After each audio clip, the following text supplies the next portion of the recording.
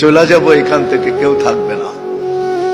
যিনি থাকার উনি যখন থাকেন না, কারো কাছে মালাকুল মউত অনুমতি নিয়ে আসে না, আসবে না।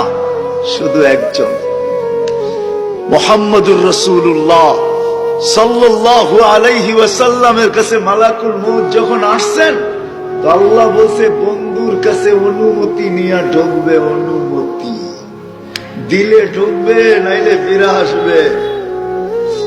বন্ধু আমার, খবর তার অনুমতি ছাড়া যায় দরজায় ঢুকা যাবে না। আমাদের কারো কাছে অনুমতি নিয়ে আসবে না, ওনার কাছে অনুমতি নিয়ে গেছেন। তারপরও বলছে শোনো, ঢুকার অনুমতি দিলেই কিন্তু হাত রাইখা দিবা না, আবার অনুমতি নিবা, রাখবা কি রাখবা না। বন্ধু যদি হা বলে তো রাইখো, যদি না বলে তো চলে আসো। কেননা বন্ধু আমার। কার বন্ধু?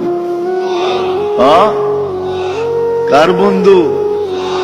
হাবিবুল্লাহ। কার বন্ধু? যার কারণেই তো আমাদের সাথে বন্ধুত্ব। আমাদের সাথে দুই দিক দিয়ে আল্লাহর বন্ধুত্ব, একদিক দিয়া না, দুই দিক দিয়া। হয় উম্মত তো আল্লাহও চিনে না, রসুলও চিনে না।